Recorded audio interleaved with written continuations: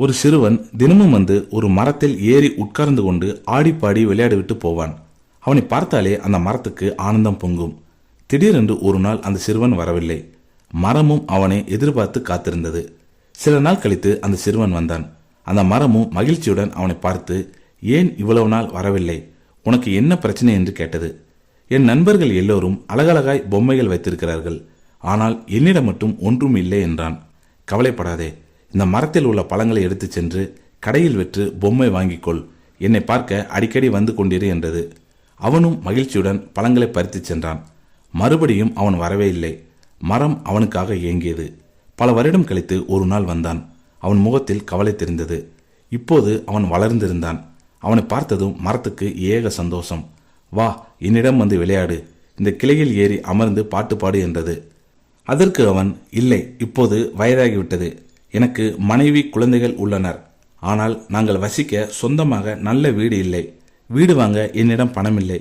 மரம் உடனே சொன்னது, பரவாயில்லை, உனக்கு கொடுக்க என்னிடம் பணம் காசு இல்லை, அதற்கு பதில் என்னுடைய கிளைகளை வெட்டி எடுத்துச் செல், அதில் ஒரு சிறிய வீடை கட்டிக்கொள் என்றது.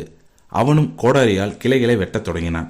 இப்படி ஒரேடியாக என்னை பார்க்காமல் இருக்காதே, முடிந்தவரை வருடம் ஒரு முறையாவது வந்து பார்த்து செல் என்றது. வேண்டிய கிளைகளை வெட்டி எடுத்துச் சென்றான். அதற்கு பின் பல வருடங்கள் வரவில்லை. அவன் வருவான் வருவான் என்று மரமும் நித்தமும் காத்திருந்தது. பல வருடங்கள் கழித்து பார்க்க வந்தான். மரம் அவனை பார்த்து ஆனந்த கூத்தாடியது. அவன் எப்போதும் போல் சோகமாக இருந்தான். ஏன் இப்படி இருக்கிறாய் என்று மரம் கேட்டது. என் மீன்பிடி படகு உளுத்து போய்விட்டது, படகு இல்லாததால் மீன் பிடிக்க முடியவில்லை, அதனால் வருமானம் இல்லை, நாங்கள் மிகவும் கஷ்டப்படுகிறோம் என்றான். மரம் துடித்து போனது. நான் இருக்கிறேன், என்னுடைய அடிமரத்தை வெட்டி எடுத்துச் செல், இதை வைத்து நீ பெரிய படகு கட்டிக்கொள் என்றது. அவன் அடிமரத்தை வெட்டும்போது, மறக்காதே, வருடத்திற்கு ஒரு முறை என்றில்லாமல் எப்போதாவது என்னை பார்க்கவா என்றது. ஆனால் அவன் வரவே இல்லை. மரத்துக்கு நம்பிக்கை மெல்ல மெல்ல மறைய ஆரம்பித்தது. அப்போது அவன் வந்தான். தலையெல்லாம் நரைத்து கூன் விழுந்து மிகவும் வயதான தோற்றத்துடன் அவன் இருந்தான். அவனை பார்த்து மரத்துக்கு அழுகையே வந்துவிட்டது. இப்போது உனக்கு கொடுக்க என்னிடம் பழங்கள் இல்லை, கிளைகள் இல்லை, அடிமரமும் இல்லை, உனக்கு கொடுக்க என்னிடம் ஒன்றுமே இல்லையே என வருந்தியது. அவன் சொன்னான், நீ பழங்கள் கொடுத்தாலும் அதை கடிக்க எனக்கு பற்கள் இல்லை, வீடு கட்டவும் படகு செய்யவும் என்னிடம் சக்தி இல்லை, எனக்கு இப்போது ஓய்வு மட்டுமே தேவைப்படுகிறது என்றான். அப்படியா, இதோ தரையில் கிடக்கும் என் வேர்களில் படுத்துக்கொள் என்றது. அவனும் அந்த வேர்களில் தலை வைத்து படுத்துக்கொண்டான்.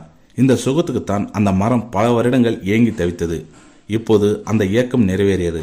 அந்த மரம் ஆனந்த கண்ணீர் விட்டது. இது மரத்தின் கதையல்ல, நம் பெற்றோர்களின் கதை. இந்த சிறுவனைப் போல் நாமும் சிறுவயதில் தாய் தந்தையோடு விளையாடுகின்றோம். வளர்ந்து பெரியவனானதும் தமக்கென்று குடும்பம் குழந்தை என்று ஒதுங்கி விடுகின்றோம். அதன் பின் ஏதாவது தேவை அல்லது பிரச்சனை என்றால்தான் அவர்களை தேடி போகின்றோம். நம்மிடம் இருப்பவை எல்லாம் அவர்கள் கொடுத்தது என்பதை புரிந்து கொள்ளுங்கள். நம்மால் அவர்களுக்கு எதுவும் கொடுக்க முடியாது. நம்முடைய பாசம், அன்பு, அனுசரணையான வார்த்தைகளை தவிர அவர்கள் விரும்புவதும் அதைத்தான்.